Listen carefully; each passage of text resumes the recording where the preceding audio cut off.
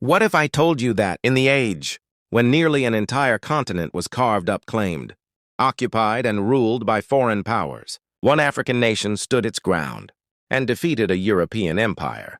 In 1896, as European flags spread across Africa like wildfire, after the Berlin Conference, one country refused to bow. That country was Ethiopia. Picture this, the year is 1896. Italian troops armed with modern rifles and artillery march confidently toward the highlands of East Africa. They believe victory is inevitable. After all, much of Africa has already fallen under European rule. Britain controls vast territories. France is expanding westward. Germany has colonies. Portugal has held land for centuries. The scramble for Africa is almost complete. But in the mountains near Adwa, something unexpected happens. An African emperor rallies his people. Farmers, nobles, warriors, priests, men and women gather under one banner. That emperor is Menelik II. On March 1, 1896, at the Battle of Adwa, Ethiopian forces crush the invading Italian army. It is one of the most decisive defeats ever inflicted on a European colonial power. By an African nation, the victory shocks the world. And from that moment on, Ethiopia becomes a symbol not just of resistance, but of African sovereignty. To understand why Ethiopia's story matters, we have to step back. In 1884 and 1885, European leaders met at the Berlin Conference to divide Africa among themselves. Without a single African representative, present borders were drawn with rulers and ink, ignoring cultures, kingdoms, and communities. Within a few decades, nearly the entire continent was colonized. But Ethiopia was different. It was not an unknown land. Ethiopia had an ancient civilization, dating back thousands of years. The kingdom of Aksum had been a major power in the ancient world, trading with Rome, Persia, and India. Christianity had taken root in the 4th century. Ethiopia had its own script, its own monarchy, its own diplomatic relationships. When Italy attempted to turn Ethiopia into a protectorate through the Treaty of Which-Chalet in 1889, a translation discrepancy changed everything. The Italian version implied Ethiopia must conduct foreign affairs through Italy. The Amharic version did not. When Menelik II discovered the manipulation, he rejected it outright. War followed, but this was not a simple clash of weapons. It was a clash of dignity. Ethiopia mobilized on a massive scale. Tens of thousands marched across difficult terrain.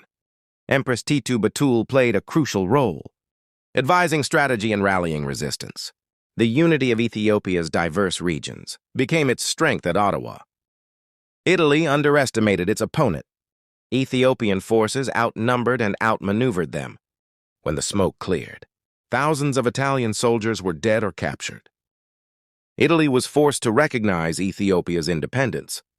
For Africans across the continent and the diaspora, Adwa became proof that colonial domination was not destiny. But the story does not end there. In 1935, decades later, Italy tried again. This time, under the fascist regime of Benito Mussolini, modern warfare chemical weapons and aerial bombardment were unleashed on Ethiopia. In 1936, Italy temporarily occupied the country. However, this occupation did not erase Ethiopia's sovereignty in the way other African nations experienced colonial rule. The government went into exile. Resistance fighters known as the Arbognak, the patriots, waged guerrilla war. The Ethiopian emperor appealed to the League of Nations. That emperor was Haile Selassie. In 1936, he stood before the League of Nations and delivered a powerful speech, warning the world about fascist aggression. His words echoed beyond Ethiopia. They foreshadowed the coming global conflict of World War II. By 1941, with the help of Ethiopian resistance forces and allied troops, Italy was expelled. Ethiopia's independence was restored. This is why Ethiopia is often described as the only African country that was not colonized in the same way as others. While it endured a brief occupation from 1936 to 1941, it was never permanently absorbed into a European empire. It maintained its monarchy, identity, and international recognition as a sovereign state. That distinction matters deeply. Throughout the 20th century, Ethiopia became a beacon for Pan-Africanism. When African nations began gaining independence in the 1950s and 1960s, Ethiopia stood as living proof that colonial rule could be resisted. In 1963, leaders from newly independent African states gathered in Addis Ababa to form the Organization of African Unity, the precursor to today's African Union.